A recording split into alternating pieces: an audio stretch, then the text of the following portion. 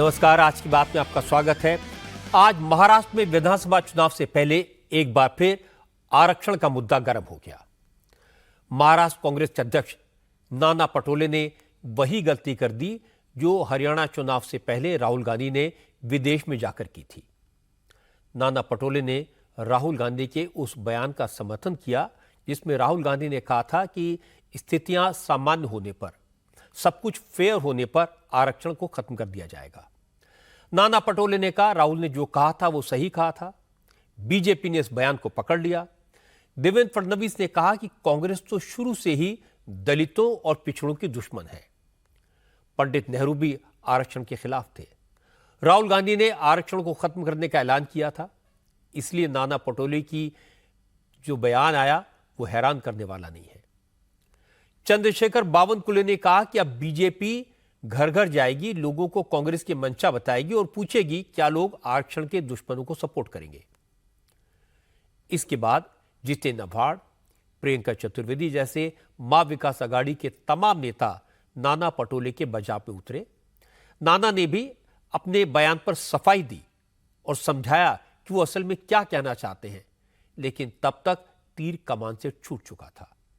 इसलिए ये तीर किस किस को घायल करेगा, चुनाव पर कितना असर करेगा, इस पर चर्चा करेंगे आज की बात में। इसके अलावा आपको मैं ये भी बताऊंगा कि आज समाजवादी पार्टी ने मां विकास आघाड़ी के नेताओं को कल तक का अल्टीमेटम क्यों दिया और वो कौन सी 10 सीटें हैं जिनको लेकर महायुति में तकरार बनी हुई है। बीजेपी ने अजित पवार को संतुष्ट करने के लिए क्या फॉर्मूला निकाला और उसका ग्राउंड पर क्या असर दिखाई दिया, इस पर भी बात करेंगे।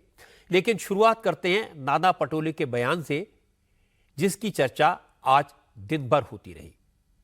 असल में इंडिया टीवी के चुनाव मंच पर नाना पटोले से आरक्षण के मुद्दे पर सवाल पूछा गया। राहुल गांधी के अमेरिका में दिए गए बयान की याद दिलाई गई।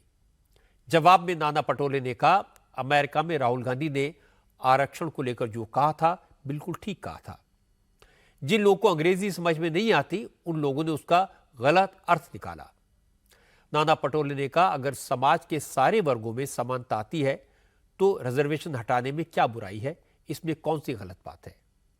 नाना ने कहा कि असल में बीजेपी की सरकार ने तो आरक्षण को खत्म करने का प्रोसेस शुरू कर दिया है और कांग्रेस को बदनाम करने की कोशिश कर रही है। रिजर्वेशन को लेकर मेरा सवाल था। उसको लेकर बीजेपी सवाल उठा रहे कि आपका जो नैरेटिव है संविधान को लेकर, रिजर्वेशन को लेकर, राहुल गांधी विदेश में जाकर जो है बयान देते, जिन लोगों को इंग्लिश आती नहीं उनका ये इशू है। राहुल गांधी ने क्या बोला वहां पे जाके कि हमारे देश में जब हम सब बराबरी के होंगे तो अब हम लोग रिजर्वेशन के बारे में सोचेंगे। इसमें गलत क्या है? और बाबा साहब अम्बेडकर की भी भूमिका वही है। राहुल जी ने जो बात बोली है उसमें गलत क्या है? जिनको अंग्रेजी नहीं समझती उसको तोड़ मोड़ करके हमारे देश के प्रधानमंत्री विदेश में जाते क्या बोलते क्या नहीं पता नहीं। नाना पटोले के इस बयान की आज पूरे महाराष्ट्र में चर्चा हुई। बीजेपी और शिवसेना के नेताओं ने कहा कि नाना पटोले ने कांग्रेस का असली चेहरा सामने रख दिया। अब बीजेपी दलित और पिछड़े समाज के लोगों के घर घर जाकर पूछेगी कि क्या उन्हें आरक्षण की जरूरत है या नहीं। वो आरक्षण को खत्म करने की कसम खा चुके लोगों का साथ देंगे या आरक्षण को जारी रखने की कसम खाने वालों का। आज देवेंद्र फडणवीस इस मुद्दे पर सबसे पहले बोले। फडणवीस ने कहा कांग्रेस शुरू से ही आरक्षण के खिलाफ रही है। दलितों और पिछड़ों से कांग्रेस नफरत करती है। देवेंद्र फडणवीस ने कहा कि पंडित नेहरू से लेकर इंदिरा गांधी, राजीव गांधी और अब राहुल गांधी तक कांग्रेस के सभी नेता आरक्षण के खिलाफ रहे हैं। इसलिए अगर नाना पटोले ने आरक्षण के खिलाफ बोला तो इसमें आश्चर्य की कोई बात नहीं है। राहुल गांधी जी ने विदेश में जाकर आरक्षण के खिलाफ जो वक्तव्य किया था उसका पूरा समर्थन आज नाना पटोले जी ने किया है। कांग्रेस हमेशा बाबा साहब की विरोधी रही है, आरक्षण की विरोधी रही है। इसी प्रकार के विचार नेहरू जी ने भी रखे हैं, इंदिरा जी ने भी रखे हैं, राजीव जी ने भी रखे। अब विदेशों में जाकर राहुल जी भी रख रहे हैं और उनके जो चेले हैं सब सारे वही बात कह रहे हैं। लेकिन मैं आपको बता देना चाहता हूँ जब तक भारत का संविधान है और भारत में भाजपा है, आरक्षण को कोई हाथ नहीं लगा पाए। अब मैं आपको इसका दूसरा पक्ष सुनवाता हूं। नाना पटोले की गलती का नुकसान महाविकास आघाड़ी को हो सकता है, इसलिए शरद पवार की एनसीपी और उद्धव ठाकरे की शिवसेना के नेता तुरंत मामले को रफा दफा करने के लिए मैदान में उतरे। शरद पवार की पार्टी के नेता जितेंद्र आव्हाड ने कहा, फडणवीस को पहले यह बताना चाहिए कि आरक्षण के बारे में आरएसएस की राय क्या है, क्योंकि आरक्षण खत्म करने की बात तो मोहन भागवत ने की थी। जितेंद्र आव्हाड ने कहा, आरक्षण के मुद्दे पर बीजेपी झूठा नैरेटिव गढ़ने की कोशिश कर रही है। हकीकत यह कि राहुल ने तो आरक्षण को जारी रखने की बात कही थी। देवेंद्र फडणवीस को पूछिए गोलवलकर ने क्या लिखा है, 1950 में ऑर्गेनाइजर में क्या आया था। आप जातीय जनगणना को हाँ क्यों नहीं बोलते? क्योंकि उनको मालूम है उनका जो जाति वर्चस्ववाद की लड़ाई है वो जाति जनगणना से खत्म हो जाएगी, और इसलिए जातीय जनगणना को भी विरोध करते हैं। की बार 400 पार क्यों लगाया था नारा? क्योंकि तुमको संविधान बदलना था। जो राहुल गांधी ने कहा ही नहीं था उसके ऊपर भाजपा का खेल चालू था। जो राहुल गांधी ने कहा था वो था कि इस देश में समता और समानता जब तक आती नहीं तब तक आरक्षण रहेगा। अगर इसको कोई कहता है कि ये सच है तो उसमें गलत क्या है? हम भी ये मानते हैं कि इस देश में जब तक समता और समानता नहीं आती है तब तक आरक्षण नहीं हटाना चाहिए। यही राहुल गांधी का कहना था। लेकिन जितेंद्र आव्हाड की बात का बीजेपी के नेताओं पर कोई असर नहीं हुआ। महाराष्ट्र बीजेपी के अध्यक्ष चंद्रशेखर बावनकुले ने कहा, अब बीजेपी के नेता साकोली विधानसभा सीट के वोटर्स को नाना पटोले के बयान के बारे में बताएंगे। उनसे पूछेंगे क्या वो आरक्षण खत्म करने का इरादा रखने वाली पार्टी को सपोर्ट करेंगे। असल में नाना पटोले साकोली सीट से चुनाव लड़ते हैं, खुद पिछड़े वर्ग से आते हैं। उनके इलाके में दलित और पिछड़े वर्ग के वोटर्स की अच्छी खासी संख्या है। बावनकुले ने कहा, अब साकोली की जनता ही नाना पटोले को बताएगी उन्होंने जो कहा वो सही है या गलत। अगर नाना पटोले अपना गुडविल बनाने के लिए राहुल गांधी का समर्थन करते तो ये हमारी मागासपुर की जनता पे अन्याय होगा। नाना पटोले का कहना ही आता है कि देश में शेड्यूल कास्ट, शेड्यूल ट्राइब और ओबीसी का आरक्षण नहीं चाहिए, आरक्षण खत्म कर देना चाहिए। नाना पटोले जी ने आज समर्थन किया है, तो नाना पटोले जी को साकोली की जनता ये बता देगी। साकोली की जनता में हम जाएंगे, ओबीसी वर्ग से बात करेंगे, एससी एसटी वर्ग से बात करेंगे कि भाई नाना पटोले को जो वोट दे रहे हैं आप, ये वोट देने का मतलब है कि आपका आरक्षण को नहीं चाहिए, इसका समर्थन करना है। तो नाना पटोले का जो कहना है वो जनता में बताएंगे, जनता निर्णय करेगी। बीजेपी के नेताओं के बयान आए तो उद्धव की शिवसेना के नेता भी बोले। उद्धव कैंप की सांसद प्रियंका चतुर्वेदी ने कहा, आरक्षण और संविधान खत्म करने का एजेंडा तो बीजेपी आरएसएस का है। महाविकास आघाड़ी तो संविधान बचाने के लिए लड़ाई लड़ रही है। प्रियंका चतुर्वेदी ने कहा, असल में महायुति के नेताओं को समझ आ गया है कि हवा उनके खिलाफ है, इसलिए अब वो आरक्षण के खिलाफ झूठा नैरेटिव तैयार करने की कोशिश कर रहे हैं। मैंने नाना पटोले जी का बयान सुना नहीं है, पर राहुल गांधी जी का बयान जो अमेरिका में था और जिस तरीके से एक एडिटेड वर्जन देश में फैलाने का काम किया था वो अनफॉर्चुनेट था। पर स्पष्ट तो ये है कि आरएसएस हमेशा कहती आई है कि आरक्षण खत्म करने की जरूरत है, और ये भी सच्चाई है कि जब ये 400 का नारा पार की बात कर रहे थे, इनके कितने सारे उम्मीदवारों ने आकर कहा था आप हमें 400 से ज्यादा सीट देंगे तो हम आरक्षण को खत्म करेंगे। तो ये भारतीय जनता पार्टी और आरएसएस यही तो कोशिश कर रही है कि किसी तरीके से इस तरीके का ध्रुवीकरण करें, आरक्षण खत्म करें, संविधान को खत्म करें, बाबा साहेब अम्बेडकर जी के विचारों को खत्म करें। यही इनकी सोच है, यही इनकी उम्मीद है, यही आरएसएस की मांग है उनसे। तो दूसरों के ऊपर ये थोपना मैं मानती हूं कि गैर जिम्मेदाराना है और एक डेस्परेशन दिखाता है भारतीय जनता पार्टी की तरफ से कि जो जानते हैं कि महाविकास आघाड़ी की जीत होने वाली है। प्रियंका चतुर्वेदी को जवाब दिया शिंदे की शिवसेना के नेता संजय निरुपम ने कहा, जो लोग लोकसभा चुनाव में बीजेपी पर आरक्षण खत्म करने का आरोप लगा रहे थे, उनका असली चेहरा नाना पटोले के बयान से बेनकाब हो गया है।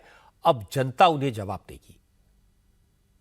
ये कांग्रेस पार्टी का जो दोगला चरित्र है वो धीरे धीरे बेनकाब हो रहा है। इस कांग्रेस पार्टी ने लोकसभा चुनाव के दरमियान एक बहुत बड़ा दुष्प्रचार किया कि एनडीए इस देश में आरक्षण को खत्म करने जा रहा है। उस कांग्रेस पार्टी की असलियत ये है कि वह स्वयं आरक्षण के खिलाफ है। महाराष्ट्र प्रदेश कांग्रेस कमेटी के अध्यक्ष श्री नाना पटोले जी ने राहुल गांधी जी के इस बयान का समर्थन किया। वे स्वयं ओबीसी समाज के हैं, उनके समाज के लोगों को इस आरक्षण का लाभ मिलता है, लेकिन उनको अपने नेता से ज्यादा लगाव है, नेता की ज्यादा चिंता है, न कि अपने समाज की। और मैं चाहूंगा कि कांग्रेस पार्टी जो आरक्षण के खिलाफ कदम उठाने जा रही है, उसके खिलाफ महाराष्ट्र के मतदाता जोरदार ढंग से उनके ऊपर हल्ला करें और उनको एक तरह की सजा दे इस चुनाव में। जब बात बढ़ गई, आरक्षण पर नाना पटोले का बयान महाराष्ट्र की राजनीति में बड़ा इशू बन गया, तो नाना पटोले सफाई देने के लिए सामने आए। नाना पटोले दिल्ली में हैं। कांग्रेस स्क्रीनिंग कमेटी की बैठक में हिस्सा लेने के बाद नाना पटोले ने कहा उन्होंने आरक्षण को लेकर कोई गलत बात नहीं की, बीजेपी उनकी बात को गलत तरीके से पेश कर रही है। नाना पटोले ने कहा अगर बीजेपी वाकई आरक्षण की समर्थक है तो मोदी सरकार रिजर्वेशन पर लगी 50% की लिमिट को हटाकर दिखाए। बीजेपी जो फेक नैरेटिव आरक्षण के बारे में डालती है वो उनको समझना चाहिए, जिन लोगों को संविधान पता नहीं है। बीजेपी को अगर संविधान अगर पता होता तो डायरेक्ट यूपीएससी की एग्जाम न लेते हुए जॉइंट सेक्रेटरी रैंक के ऊपर लोगों को डेपुट करना आरएसएस के, ये कौन से आरक्षण की बात करते हैं? जो लोग संविधान का रोज मर्डर करते हैं, खून करते हैं, वो बीजेपी आज हमारे को संविधान समझाएगी? देवेंद्र फडणवीस और दम है तो हम उनको आमने सामने डिबेट करने के लिए तैयार है। नरेंद्र मोदी हमारे राहुल जी से डिबेट करे। इस तरह से पीछे से वार करने का, अरे कांग्रेस तो हमेशा संविधान के फेवर में रही। दम है इनको, अगर ये आरक्षण के फेवर में है तो मैं अभी भी उनको चैलेंज करता हूं कि 50% का आरक्षण का जो मर्यादा है ये हटा के दिखाए। अगर इनके दम है तो ये करे, नहीं तो आरक्षण विरोधी कौन है इसमें स्पष्ट होता है। पहले राहुल गांधी और अब नाना पटोले, इन दोनों के बयानों से कांग्रेस के साथ जो हुआ है उसे कहते हैं खोसला का घोसला। राहुल गांधी ने जॉर्ज टाउन यूनिवर्सिटी में कहा था we will think of scrapping reservations when India is a fair place and India is not a fair place. ये उनके एग्जैक्ट वर्ड्स थे, जिसका मतलब यह निकाला गया राहुल गांधी अगर सरकार में आ गए, इंडिया फेयर प्लेस हो जाएगा और आरक्षण खत्म हो जाएगा। राहुल और नाना पटोले की आरक्षण खत्म करने की बात को बीजेपी के नेताओं ने उसी तरह पकड़ा जैसे लोकसभा चुनाव के दौरान राहुल ने 400 पार का मतलब आरक्षण खत्म करने की मंशा बताया था। उस समय यह बात बहुत तेजी से फैलाई गई थी कि मोदी 400 सीटें संविधान बदलने के लिए हासिल करना चाहते हैं। बीजेपी के छोटे मोटे नेताओं के बयान, राम मंदिर की प्राण प्रतिष्ठा में आदिवासी प्रेसिडेंट द्रौपदी मुर्मू को निमंत्रण न देने का आरोप, जातिगत जनगणना न कराने का आरोप और आरएसएस के बयान, ऐसी कई सारी बातों को तोड़ मरोड़ कर, कहीं कीट कहीं का रोड़ा जोड़कर एक ऐसा डर पैदा किया गया जिसका बीजेपी को महाराष्ट्र और यूपी के चुनाव में अच्छा खासा नुकसान हुआ। अब बीजेपी को पहले राहुल का जॉर्ज टाउन का बयान हाथ लगा और फिर कल इंडिया टीवी के चुनाव मंच पर नाना पटोले ने जो कहा उसका मतलब यही निकाला गया कि कांग्रेस एक स्टेज आने के बाद आरक्षण खत्म कर देगी।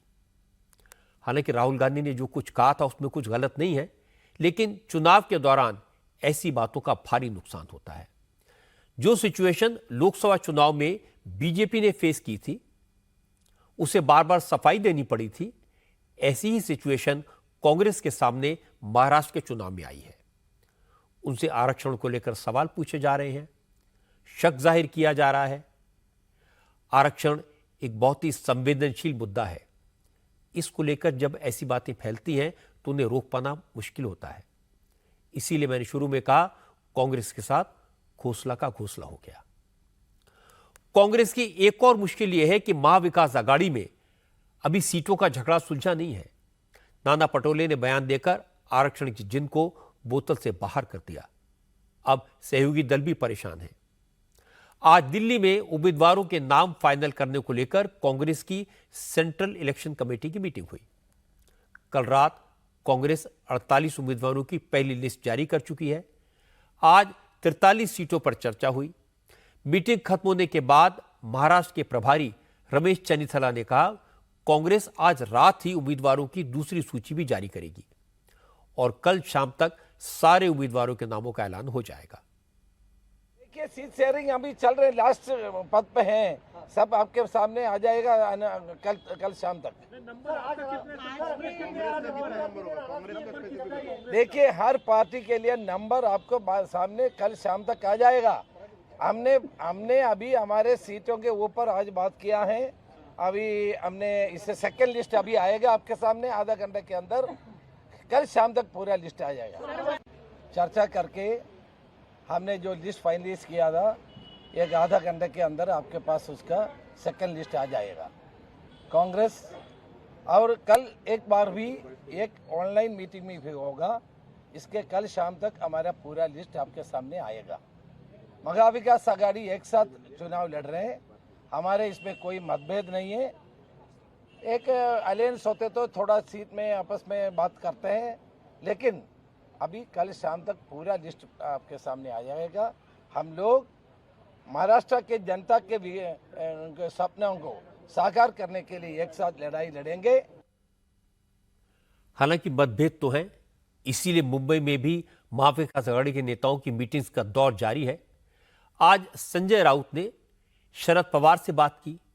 इसके बाद उन्होंने कहा पहले छोटी पार्टियों से बात करके उनकी सीटें फाइनल की जाएंगी, उसके बाद जो सीटें बचेंगी उसे लेकर तीनों पार्टियां आपस में चर्चा करेंगी। इस काम में सोमवार तक का वक्त लगेगा। लगभग सभी सीटों पर हमारा चर्चा पूरी हो चुकी है। हमने कहा हमने कुछ उम्मीदवारों का चयन किया है, उसकी घोषणा की है। आज शायद हम जो हमारे अलायंस है, छोटी छोटी पार्टी है, उनके साथ भी आज हमारी चर्चा पूरी हो जाएगी। फिर जो सीटें बचेगी वो वापस हमारी तीन पार्टी में उसमें चर्चा होकर सोमवार तक पूरा निर्णय, पूरी यादी, पूरी लिस्ट आ जाएगी। क्योंकि बाकी 2 दिन बचे हैं मंगलवार तक, उससे पहले हमको नॉमिनेशन फाइल करना पड़ेगा। हालांकि शरद पवार ये दिखाने की कोशिश कर रहे हैं कि सीटों का झगड़ा कांग्रेस और उद्धव की पार्टी के बीच है, एनसीपी में सब कुछ उनके कंट्रोल में है। लेकिन हकीकत है कि असंतोष शरद पवार की पार्टी में भी है। आज शरद पवार के करीबी और महाराष्ट्र के पूर्व गृह मंत्री अनिल देशमुख ने अपनी नाराजगी खुलकर जाहिर भी की। असल में अनिल देशमुख इस बार अपनी सीट से अपने बेटे को टिकट दिलाना चाहते हैं, लेकिन पार्टी उनकी बात नहीं सुन रही। आज अनिल देशमुख ने कहा वो नागपुर ईस्ट सीट से देवेंद्र फडणवीस के खिलाफ लड़ना चाहते हैं। उन्होंने महाविकास आघाड़ी की मीटिंग में यह बात कही भी थी, लेकिन उनकी बात नहीं मानी गई। अनिल देशमुख ने कहा उन्हें पार्टी ने काटोल से उम्मीदवार बनाया है, लेकिन पार्टी के कार्यकर्ता चाहते हैं कि काटोल से उनके बेटे सलील देशमुख चुनाव लड़े, इसलिए वो आखिरी फैसला समर्थकों से बात करने के बाद ही करेंगे। देवेंद्र फडणवीस जी फॉर्म भर रहे। मैंने कांग्रेस से मांग किया था कि दक्षिण पश्चिम की सीट हमको राष्ट्रवादी को छोड़ना चाहिए। हमारे मीटिंग में भी कई बार इसकी चर्चा हुई। राष्ट्रवादी की तरफ से हमने बहुत प्रेशराइज किया कांग्रेस को कि हमको इस सीट छोड़ो, ताकि मैं खुद वहां से लड़ना चाहता था। खैर, कांग्रेस ने इस सीट छोड़ी नहीं। अभी वहां पे जो उम्मीदवार खड़े, अच्छे उम्मीदवार है। मुझे ये लगता है कि 100% जो कांग्रेस के उम्मीदवार हैं, गुरुदेव साहब, वो 100% चुन के आएंगे। काटोल से मेरा नाम डिक्लेयर हुआ है। मैंने हमारे सभी नेताओं को बताया कि इसके बारे में जो नाम डिक्लेयर हुआ, हम हमारे पार्टी के जो कार्यकर्ता है, हमारे जो सहकारी है, हम उन सबसे बात करेंगे और सबसे बात करके उनकी भी राय लेंगे कि अनिल देशमुख ने फॉर्म भरना है कि सलील देशमुख ने फॉर्म भरना है। महाविकास आघाड़ी की तीनों पार्टियों में विवाद है। मंगलवार को नॉमिनेशन का आखिरी दिन है और संजय राउत कह रहे हैं कि सीटों का बंटवारा सोमवार तक हो पाएगा। नोट करने वाली बात यह भी है कि संजय राउत जिन दलों को छोटी पार्टियां कह रहे हैं, वो खुद को छोटी पार्टी मानने को तैयार नहीं है। आज महाराष्ट्र में समाजवादी पार्टी के अध्यक्ष अबू आजमी और दूसरे दलों के नेताओं ने शरद पवार से मुलाकात की। इस मीटिंग में संजय राउत भी मौजूद थे। शरद पवार से मिलने के बाद अबू आजमी ने कहा अब और ज्यादा इंतजार का वक्त नहीं है। समाजवादी पार्टी ने महाविकास आघाड़ी से 5 सीटें मांगी हैं। अगर कल तक क्लियर कट जवाब नहीं मिला, समाजवादी पार्टी 25 सीटों पर उम्मीदवार उतार देगी। मैं नाराज इस बात पे हूं कि महाविकास आघाड़ी को सरकार बनाना है और सीटों का बंटवारा ही नहीं हो रहा है।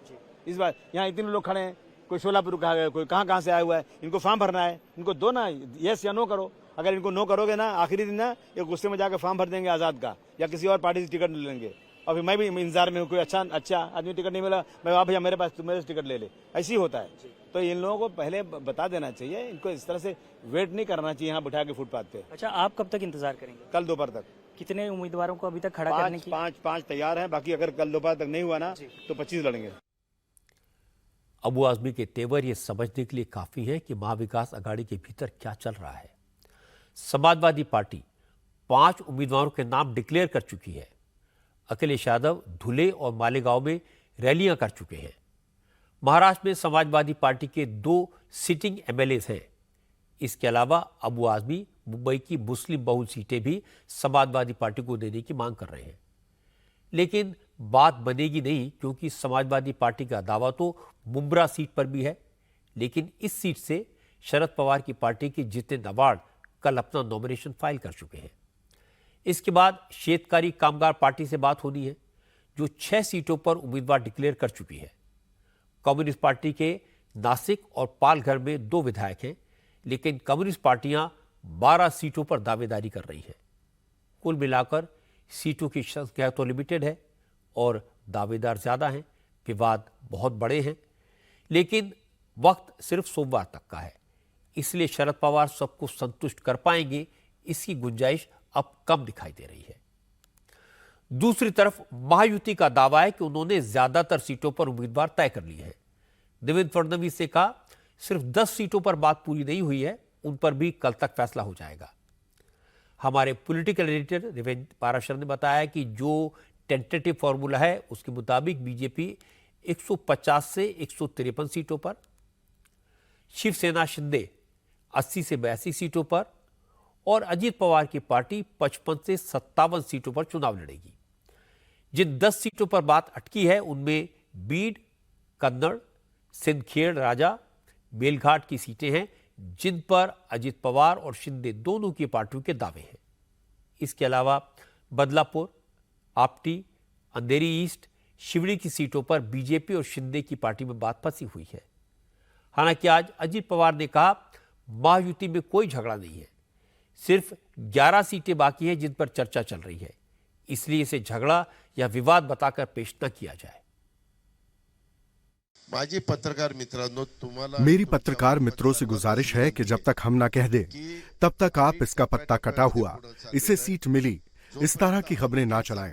कल हमारी दिल्ली में कई घंटे तक बातचीत हुई। आज भी प्रफुल्ल पटेल की दिल्ली में कुछ मुद्दों को लेकर चर्चा चल रही है। अगर सही तरीके से कहा जाए तो महायुति में 288 में से अब केवल 11 सीटों के लिए बातचीत चल रही है। बाकी सभी सीटों पर बातचीत हो गई है। सभी को खुश नहीं किया जा सकता। कई बार कार्यकर्ता नाराज हो जाते हैं। अजीत पवार 11 सीटों की बात कर रहे हैं जिन पर चर्चा चल रही है, लेकिन बीजेपी सीटों का नंबर 10 बता रही है। आज चंद्रशेखर बावनकुले ने भी कहा कि 10 सीटों पर फैसला होना बाकी है। कल देर रात दिल्ली से मुंबई लौटकर देवेंद्र फडणवीस ने भी यही बात कही थी। फडणवीस ने कहा जल्द से जल्द सीट शेयरिंग की प्रक्रिया पूरी हो जाएगी और सीट बंटवारे का फॉर्मूला सबके सामने होगा। भारतीय जनता पार्टी उम्मीदवारों के नाम का ऐलान और अपनी दूसरी लिस्ट कल तक घोषित कर सकती है। आज हमारी बैठक सकारात्मक रही। खासकर कुछ पक्षों को लेकर सीट बंटवारे की बात अब केवल 10 सीटों की रह गई है। हमारे बीच केवल 10 सीटों को लेकर विवाद है और अन्य सीटों पर बातचीत पूरी हो चुकी है। कल परसों तक बची हुई 10 सीटों पर भी हमारी बातचीत पूरी हो जाएगी। मुझे लगता है कि अब हमारे सीट बंटवारे को लेकर बहुत ज्यादा काम नहीं बचा है। जल्द से जल्द प्रक्रिया पूरी हो जाएगी। मुझे पता है कि आपका अगला सवाल होगा कि आपका सीट बंटवारे का फॉर्मूला क्या है। 10 जगह पर जब बातचीत पूरी हो जाएगी तो उसके बाद हम इसका फॉर्मूला बता देंगे। तो फॉर्मूला 10 जागा। क्योंकि सीटों की संख्या को लेकर विवाद था तो कल बीच का रास्ता निकाला गया। यह फॉर्मूला तय हुआ कि अगर किसी सीट पर बीजेपी का उम्मीदवार मजबूत स्थिति में है और उस सीट पर दावेदारी एकनाथ शिंदे या अजीत पवार की पार्टी की है तो सीट इन पार्टियों को दी जाएगी लेकिन उनके चुनाव चिन्ह पर उम्मीदवार बीजेपी का लड़ेगा। इसी फॉर्मूले के तहत आज बीजेपी के दो नेता निशिकांत भोसले पाटिल और संजय काका पाटिल ने अजित पवार की पार्टी की मेंबरशिप ले ली। संजय काका पाटिल बीजेपी के पूर्व सांसद हैं। वो तासगांव सीट पर दावा कर रहे थे, लेकिन ये सीट अजित के कोटे में चली गई। इसी तरह निशिकांत भोसले इस्लामपुर सीट से चुनाव लड़ना चाहते हैं। ये सीट भी अजित पवार की एनसीपी को मिली थी, इसलिए अब बीजेपी के ये दोनों नेता कमल के बजाय घड़ी के निशान पर चुनाव लड़ेंगे। अजित पवार की मौजूदगी में एनसीपी ज्वाइन करने के बाद संजय काका पाटिल ने कहा, ये एक तरह का एडजस्टमेंट है। सारी पार्टियां महायुति में हैं, इसलिए इस बात से फर्क नहीं पड़ता कि कौन किस निशान पर चुनाव लड़ रहा है। एनसीपी ये महायुति का एक घटक पक्ष है। तीन पक्ष मिलकर शिंदे साहब की पार्टी, अजित दादा की राष्ट्रवादी और अपनी बीजेपी, ऐसा अलायंस है। तो कई सीट्स एनसीपी को गए थे हमारे डिस्ट्रिक्ट की। इसमें एक तासगांव है और दूसरा इस्लामपुर है। तो उसमें अपने को एनसीपी को सीट गई, इसीलिए अपने को लड़ना तो है। इसीलिए पार्टी ज्वाइन करके आगे जाना है महायुति को। निशिकांत भोसले ने तो साफ साफ बात की। उन्होंने कहा, आज अजित की पार्टी उन्होंने देवेंद्र फडणवीस के कहने पर ज्वाइन की है। उन्हें चुनाव लड़ना था और ये सीट अजित पवार के खाते में थी। भारतीय जनता पार्टी के मेरे शीर्ष नेता देवेंद्र फडणवीस साहब के आदेश से मैंने राष्ट्रवादी कांग्रेस पक्ष आज ज्वाइन किया। गठबंधन की सरकार है, महायुति की सरकार है। ये जगह जो इस्लामपुर विधानसभा है वो राष्ट्रवादी के लिए गई, इसलिए भाजपा से वहाँ पे शिफ्ट करना पड़ा मुझे। और ये इलेक्शन इस्लामपुर विधानसभा में मैं राष्ट्रवादी कांग्रेस पार्टी से ये चुनाव जीत जाऊंगा, ऐसे मुझे निश्चितपणे उम्मीद है। एनसीपी ज्वाइन करने के बाद संजय काका पाटिल और निशिकांत पाटिल को एनसीपी ने टिकट दे दिया। इसके बाद बाबा सिद्दीकी के बेटे जीशान सिद्दीकी ने भी अजित पवार की पार्टी ज्वाइन कर ली। जीशान सिद्दीकी को भी अजित पवार ने बांद्रा ईस्ट से टिकट दे दिया है। जीशान पिछली बार इसी सीट से कांग्रेस की टिकट पर चुनाव जीते थे, लेकिन इस बार ये सीट उद्धव ठाकरे की शिवसेना के कोटे में चली गई और उद्धव ने बांद्रा ईस्ट से वरुण सरदेसाई को मैदान में उतार दिया। अजीत की पार्टी ज्वाइन करने के बाद जीशान सिद्दीकी ने कहा, जब उनके पिता की हत्या की बात हुई थी तब अघाड़ी के नेताओं ने उनके खिलाफ उम्मीदवार न उतारने के संकेत दिए थे, लेकिन अपना कैंडिडेट उतारकर उन्होंने अपना असली चेहरा दिखा दिया। उन्होंने कभी भी किसी के लिए बुरा नहीं किया, गरीबों के लिए बहुत मेहनत की है, गरीबों के लिए लड़ाई लड़ी है। मैं उनका बेटा हूँ, मेरे रगों में उनका खून है, तो वो लड़ाई ज़रूर लड़ूंगा। और वांद्रे पूर्व से जैसे आपने देखा है, राष्ट्रवादी ने आज एबी फॉर्म भी दिया है, तो लड़ूंगा, जीतूंगा और उनका जो अधूरा सपना है वो ज़रूर पूरा करके रहूँगा। जब कठिन समय आता है तो बहुत से चेहरे के रंग बदलते हुए दिखते हैं और हमें भी बहुत रंग बदलते हैं। वो राजनीति में भी है और राजनीति के बाहर भी है। बहुत चेहरे जो है उनका रंग बदलता हुआ देखा है। महाविकास आघाड़ी ने बीच में भी इस कठिन समय में भी बहुत झूठे वादे किए, हिपोक्रेसी की सीमा पार की और फिर ऐसी कैंडिडेट अनाउंस कर दिया। कोई कह रहे थे अनअपोज करेंगे, कोई ये करेंगे, रिस्पेक्ट देंगे, वो देंगे। मैं ठीक है, मुझे लड़ाई से तो कोई परहेज नहीं है क्योंकि पूरी जनता मेरे साथ है और एक रिकॉर्ड ब्रेकिंग विक्ट्री अब इस बार वांद्रे से देखेंगे। अजित पवार ने आज 7 उम्मीदवारों की लिस्ट जारी की है, जिसमें जीशान सिद्दीकी, संजय काका पाटिल और निशिकांत पाटिल के अलावा नवाब मलिक की बेटी सना मलिक का भी नाम है। सना मलिक को अजित पवार ने अणुशक्ति नगर सीट से टिकट दिया है। इस सीट से नवाब मलिक सिटिंग एमएलए हैं। हालांकि अजित पवार नवाब मलिक को भी चुनाव मैदान में उतारना चाहते हैं, लेकिन बीजेपी इसके पक्ष में नहीं है। आज मुंबई बीजेपी के अध्यक्ष आशीष शेलार ने कहा, अगर नवाब मलिक को कैंडिडेट बनाया गया तो महायुति का कोई नेता उनके लिए प्रचार नहीं करेगा। आशीष शेलार ने कहा, आज बांद्रा वेस्ट से नॉमिनेशन फाइल किया। बड़ी संख्या में बीजेपी के कार्यकर्ता और उनके सपोर्टर्स नामांकन के जुलूस में शामिल हुए। शेलार इस सीट से 2 बार चुनाव जीत चुके हैं। शेलार ने कहा कि बीजेपी को कोई ऐसा शख्स महायुति में नहीं चाहिए जिसका दाऊद से कनेक्शन हो। अजित पवार अगर अपने रिस्क पर नवाब मलिक को टिकट देना चाहें तो दें, लेकिन महायुति के बाकी नेता उनका प्रचार नहीं करेंगे और उन्हें हराने का काम करेंगे। जो दाऊद और दाऊद के संबंधित आरोपी है उसका हम समर्थन नहीं करेंगे। वो महायुति में नहीं हमारा उम्मीदवार। जब देवेंद्र जी ने स्पष्ट किया वही बात मैं बता रहा हूँ। अपना निर्णय कर सकते जो पार्टी की बात मैंने की। जिसको खड़ा रहना है और जिसको खड़ा करना है वो अपनी जिम्मेदारी से खड़े हो कि हार जाए। जिशान सिद्दीकी दूसरी ओर खड़े रहेंगे, एक और सना मलिक भी है। सना मलिक का प्रचार करेंगे, जिशान सिद्दीकी का प्रचार करेंगे। देखिए, मैं महायुति का प्रचार करूंगा। महायुति का जो उम्मीदवार है उसका प्रचार मैं करूंगा। मैं व्यक्ति नहीं, पार्टी को मानता हूं, विचारधारा को मानता हूं, और जो उम्मीदवार व्यक्ति इस नाते दिया उसको जीतने के लिए प्रयास करूंगा। महायुति की नजर मुंबई की एक सीट पर गड़ी हुई है, वो सीट है वर्ली की। इस सीट से आदित्य ठाकरे एक बार फिर चुनाव के मैदान में हैं। वर्ली की सीट पर इस बार मुकाबला बेहद इंटरेस्टिंग होने वाला है, क्योंकि शिंदे की पार्टी ने आदित्य को वर्ली में घेरने का प्लान तैयार कर लिया है। शिंदे की शिवसेना ने इस बात के संकेत दिए कि आदित्य के खिलाफ इस बार मजबूत उम्मीदवार उतारा जाएगा। पहले इस बात की चर्चा थी कि शाइना एनसी को शिंदे की पार्टी से लड़ाया जा सकता है, लेकिन बाद में इस बात का इशारा मिला कि शिंदे की पार्टी के राज्यसभा सांसद मिलिंद देवड़ा वर्ली से चुनाव लड़ सकते हैं। मिलिंद देवड़ा के ट्वीट के बाद यह लगभग तय है कि वो वर्ली से चुनाव लड़ने जा रहे हैं। मिलिंद देवड़ा ने लिखा, मुख्यमंत्री शिंदे वर्ली की जनता को इंसाफ दिलाने में यकीन रखते हैं। हम मिलकर इसका रास्ता तैयार करेंगे और जल्दी ही अपना विजन शेयर करेंगे। It's Worli now.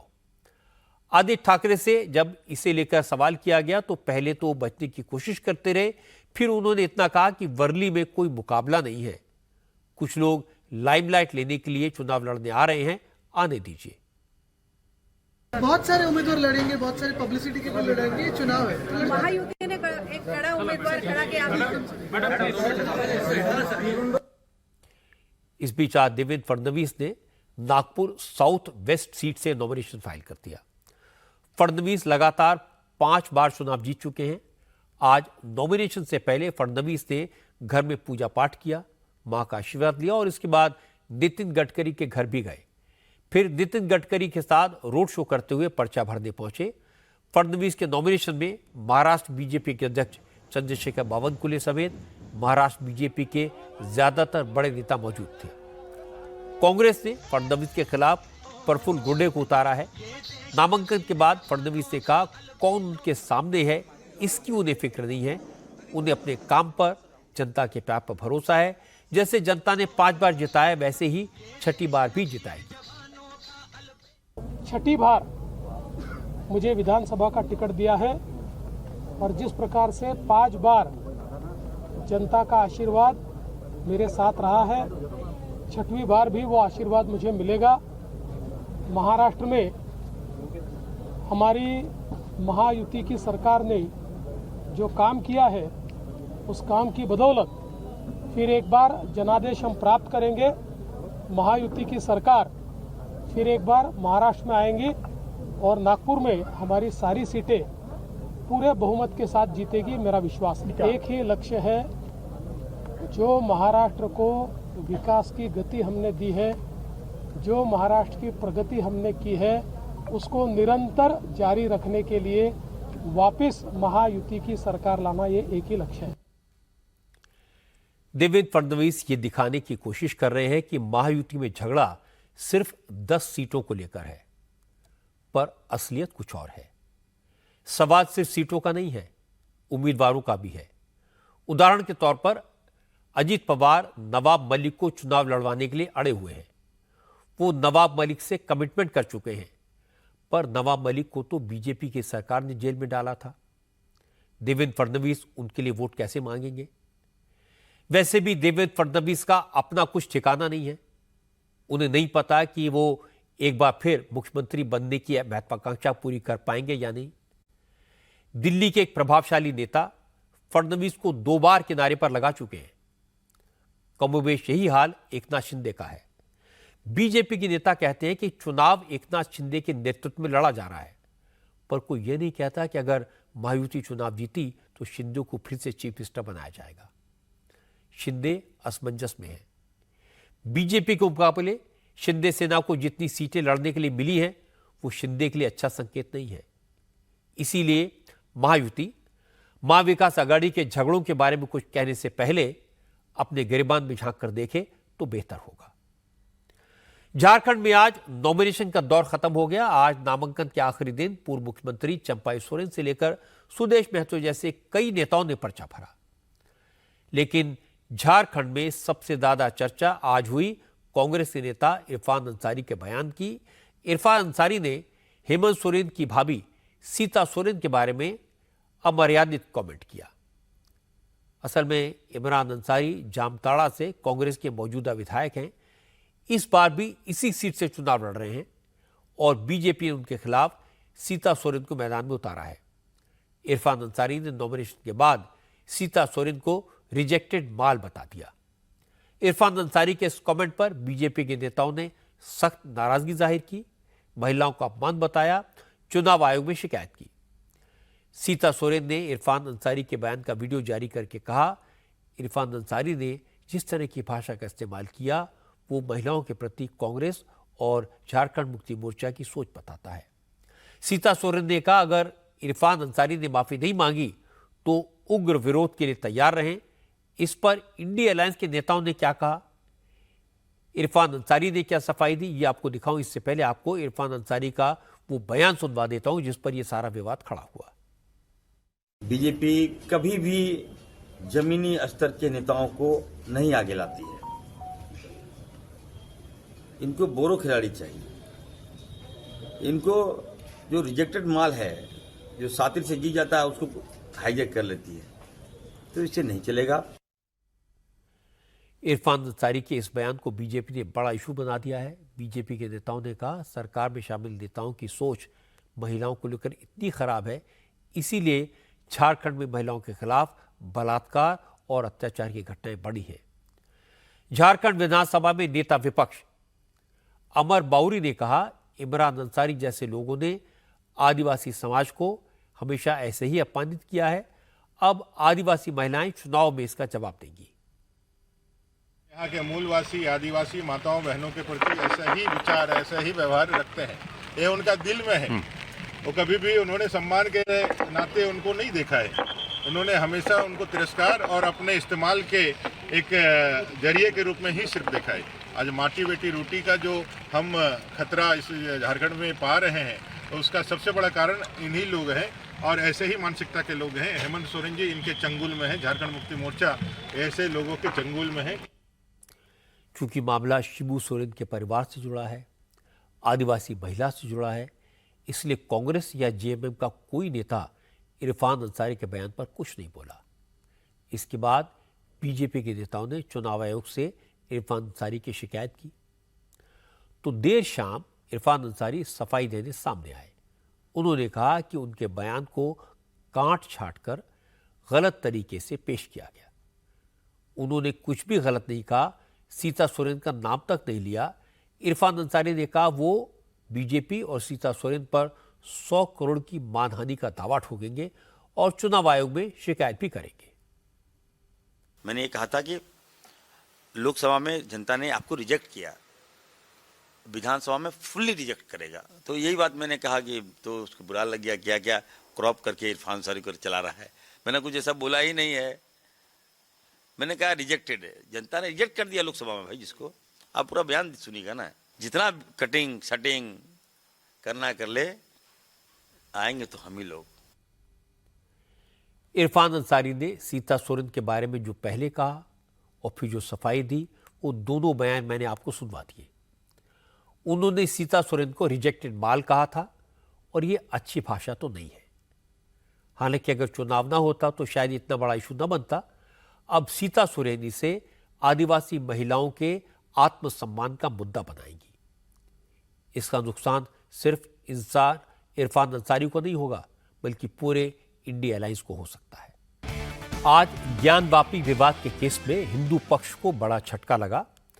वाराणसी की कोर्ट ने हिंदू पक्षकार विजय शंकर रस्तोगी की उस पिटीशन को खारिज कर दिया जिसमें ज्ञानवापी मस्जिद के मुख्य गुंबद के नीचे 10 मीटर की गहराई तक खुदाई करके शिवलिंग खोजने की मांग की गई थी। विजय शंकर रस्तोगी ने 33 साल पहले 1991 में भगवान विश्वेश्वर नाथ के वाद मित्र के तौर पर मुकदमा दायर किया था। आज कोर्ट ने हिंदू पक्षकार की याचिका ये कहते हुए खारिज कर दी कि इससे जुड़ा मामला हाई कोर्ट में पहले ही चल रहा है। वाराणसी की अदालत के आदेश के बाद ज्ञानवापी मस्जिद का एएसआई ने सर्वे किया था। ये याचिका उस पिटीशन से अलग थी जिसे आज खारिज किया गया। आज जिस पिटीशन को खारिज किया गया उसके पिटीशनर का कहना था कि एएसआई ने ज्ञानवापी के मेन गुंबद का सर्वे नहीं किया और सर्वे मशीन से गुंबद के नीचे दबे शिवलिंग का पता नहीं चल सकता, इसलिए मेन गुंबद के नीचे खुदाई कराई जाए जहां 100 फीट का शिवलिंग मौजूद है।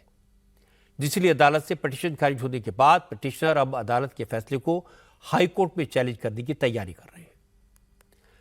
जब जब ज्ञानवापी के केस की बात आती है या कोर्ट का कोई फैसला आता है तो मुझे आरएसएस प्रमुख मोहन भागवत की बात याद आती है, जिसमें मोहन भागवत ने कहा था कि विवादों के मुद्दों को छोड़ना चाहिए, हर जगह शिवलिंग खोजना, विवाद खड़ा करना ठीक नहीं है। मुझे लगता है इस तरह के विवादों में मोहन भागवत की बात सबको समझनी चाहिए।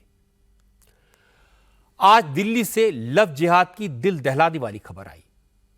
नागलो इलाके में सलीम नाम के लड़के ने अपनी गर्लफ्रेंड 19 साल की सोनी की हत्या करके उसकी लाश को रोहतक में खेत में ले जाकर गाड़ दिया। पुलिस ने सलीम को अरेस्ट कर लिया है। पता यह लगा कि सलीम संजू बनकर पहले सोनी का दोस्त बना, फिर उसके साथ फिजिकल रिलेशनशिप बनाई। सोनी ने शादी के लिए दबाव डाला। करवा चौथ के दिन वो संजू से मिलने गई, लेकिन फिर कभी नहीं लौटी। सोनी के परिवार वालों ने बताया उन्हें यह तो मालूम था कि संजू के साथ सोनी की दोस्ती है, लेकिन वो ये नहीं जानते थे कि संजू का असली नाम सलीम है। सोनी के घर वालों ने बताया कि करवा चौथ के दिन सुबह 4 बजे सोनी अपना सामान लेकर संजू के घर गई। उसके बाद सोनी का फोन स्विच ऑफ हो गया। जब सोनी घर नहीं लौटी तो घर वालों को शक हुआ। उन्होंने पुलिस में शिकायत की। पुलिस ने 3 दिन बाद सलीम को पकड़ा तो पूछताछ में उसने स्वीकार किया कि 21 अक्टूबर को उसने अपने दोस्तों के साथ मिलकर कार में सोनी की गला दबाकर हत्या कर दी थी। उसके बाद सोनी की लाश को रोहतक के पास एक खेत में गाड़ दिया। पुलिस ने खेत में दफन सोनी की लाश बरामद कर ली है। सोनी के भाई ने कहा सलीम के घर वाले कहते थे उन्होंने सलीम को बेदखल किया हुआ है, अगर सोनी उनके घर आई तो उसे मार डालेंगे, और सलीम ने वही काम किया। ये बात तो करते थे आपस में, नाम संजू बता रखा था, ये नहीं पता था ये लड़के का नाम ये सलीम है। हमने मना भी करा था क्या है नहीं है चक्कर बता अपना, बोलिए मैं शादी से कर लूंगी, खुश रहूंगी। तो जैसी निकली वैसे उसको मार दिया। अब जब मेरी बहन उसके घर पे गई थी तो लड़के ने भी कहा था बड़े वाले ने कि मेरे घर आई तो टुकड़े टुकड़े कर दूंगा तेरे। और उसके घर वाले भी चोड़े उड़ते जाओ कंप्लेन करना, मैंने तो बेदखल कर रखा है। हम जाते थे तो बेदखल का पर्चा दिखा देते थे हमारे को। सोनी की मां ने कहा कि उसे अंदाजा नहीं था कि उसकी बेटी किसी मुस्लिम लड़के के साथ रिलेशनशिप में है। सोनी को प्यार की कीमत जान देकर चुकानी पड़ी। सोनी की मां ने कहा कि बेटी की हत्या करने वाले सलीम को भी मौत की सजा मिलनी चाहिए। रात में 4:30 बजे निकल गए थे, हम सो रहे थे, नहीं जानते थे, ने लड़का की शक्ल देखे हैं नहीं। जब लड़की चले गए तो उसके घर पर गए, जो क्या करे वो लड़की मेरे लड़की के लेके कहाँ गए हैं, तो वो बोला हमको कोई पता नहीं है। और उसके घर पर गए थे, उसके भाई ने बड़े वाले बोला काट डालेंगे, तो मेरे भाई से बात करेगी तो नाला में बहा देंगे। लोग क्या चाहते हैं, उसके सजाए दे दो, उसके फांसी दे दो। जैसे मेरा लड़की को ले गया मारने के लिए, ऐसे उसके मारवा दो। जो लोग कहते हैं कि लव जिहाद नाम की कोई चीज़ नहीं है, ये सब मुसलमानों को बदनाम करने की कोशिश है, उन्हें सोनी और सलीम के इस केस को देखना चाहिए। ये केस दिल दहलाने वाला है। कितनी बार हम ये देखेंगे एक लड़के ने इस बात को छुपाया कि वो मुस्लिम है। जब बात बढ़ गई तो कभी लड़की के टुकड़े कर दिए, कभी उसे मारकर जला दिया, तो कभी लड़की की हत्या करके लाश को जमीन के नीचे गाड़ दिया। सोनी और सलीम का केस कोई आइसोलेटेड केस नहीं है, और अगर एक भी ऐसा मामला सामने आता है तो लोगों की भावनाएं आहत होती हैं, समाज में दीवारें खड़ी होती हैं। इसीलिए लव जिहाद को नकारने वाले लोगों को एक बार सोचना चाहिए। आज दिल्ली पुलिस ने एक और बड़ी खबर दी। दिल्ली पुलिस ने लॉरेंस बिश्नोई गैंग से जुड़े 7 शूटर्स को अरेस्ट किया है। ये शूटर्स राजस्थान में एक पूर्व विधायक के भांजे की हत्या की फिराक में थे। क्योंकि दिल्ली पुलिस लॉरेंस बिश्नोई के गैंग के खात्मे में लगी हुई है, इसी दौरान दिल्ली पुलिस स्पेशल सेल की डीसीपी प्रतीक्षा गोदारा की टीम ने दिल्ली से रितेश नाम के एक अपराधी को पकड़ा। रितेश से मिली जानकारी के आधार पर 4 अलग अलग स्टूडेंट से लॉरेंस बिश्नोई गैंग से जुड़े 6 और शूटर्स को गिरफ्तार किया गया। इन शूटर्स के कब्जे से 6 पिस्टल, 24 कारतूस, चोरी की एक मोटरसाइकिल और एक जीपीएस ट्रैकर बरामद हुआ है। ये 7 शूटर लॉरेंस बिश्नोई गैंग के मेंबर आरजू बिश्नोई के कांटेक्ट में थे और उसी के लिए काम कर रहे थे। आरजू बिश्नोई लॉरेंस बिश्नोई के भाई अनमोल बिश्नोई का करीबी है। वो पिछले साल ही जेल से छूटा है और उसने राजस्थान के पूर्व निर्दलीय विधायक राजकुमार गौर के भांजे सुनील पहलवान के मर्डर की सुपारी ले रखी है। गिरफ्तार किए गए शूटर्स ने सुनील पहलवान की रैकी कर ली थी और उनको हथियार भी मिल चुके थे। वो वारदात को अंजाम देते उससे पहले पुलिस ने उन्हें पकड़ लिया। आज के लिए कहना बड़ा मुश्किल हो गया कि कौन वाकई में लॉरेंस बिश्नोई के गैंग का आदमी है, कौन इस गैंग के नाम का इस्तेमाल कर रहा है। कई बार तो पुलिस भी चकमा खा जाती है, पर यह सिक्योरिटी एजेंसीज का फेलियर है कि एक अपराधी जेल में बंद है और अपना गैंग चला रहा है। ये तो सबने देखा था कि वो जेल में बैठकर वीडियो कॉल पर इंटरव्यू देता है और कोई कुछ नहीं कर पाता। इसीलिए लोग उत्तर प्रदेश का उदाहरण देते हैं, जहां योगी के राज में बड़े बड़े माफिया या तो तख्ती लगाकर घूमते हैं, जान की भीख मांगते हैं, या जमीन में 4 फीट नीचे चले जाते हैं। जब तक अपराधियों के दिल में कानून का खौफ नहीं होगा, पुलिस का डर नहीं होगा, कोई उन्हें कंट्रोल नहीं कर पाएगा।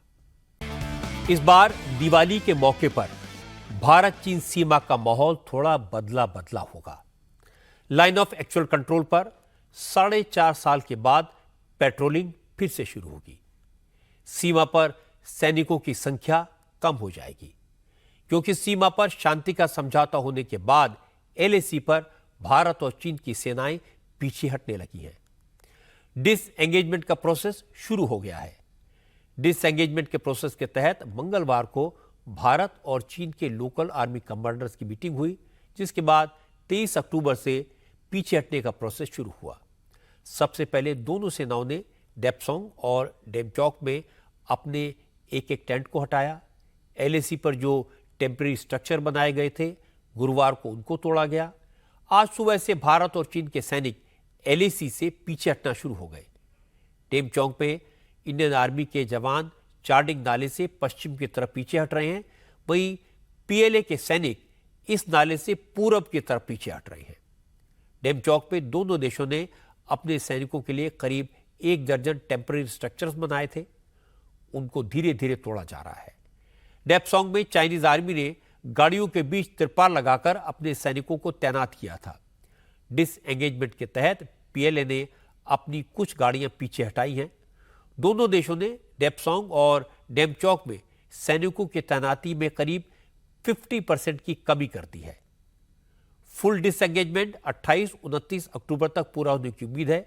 इसके बाद भारत और चीन के सैनिक अपने अपने इलाकों में पेट्रोलिंग कर सकेंगे, गश्त लगा सकेंगे। लेकिन इससे पहले भारत और चीन दोनों ही एक दूसरे के सैनिकों के पीछे हटने का फिजिकल वेरिफिकेशन करेंगे। आज नॉर्दर्न कमांड के general officer commanding in chief lieutenant general Suchindra Kumar ने कहा कि भारत और चीन अपने पारंपरिक इलाकों में दोबारा गश्त करने और लोकल लोगों के लिए चारागाह में जानवर ले जाने पर सहमत हो गए हैं। बहुत कम शब्दों में कहूं तो भारत और चीन लाइन ऑफ एक्चुअल कंट्रोल के बचे हुए हिस्से में मतभेद को निपटाने के लिए कूटनीतिक और सैन्य स्तर पर लंबे समय से बात कर रहे थे। इस बातचीत के नतीजे में जमीनी हालात को लेकर समानता और आपसी सुरक्षा के सिद्धांतों के आधार पर हालात बहाल करने को लेकर दोनों देशों में सहमति बन गई है। इस आम सहमति के तहत पारंपरिक इलाकों में गश्त लगाने और जानवरों को चराने को लेकर भी सहमति बनी है।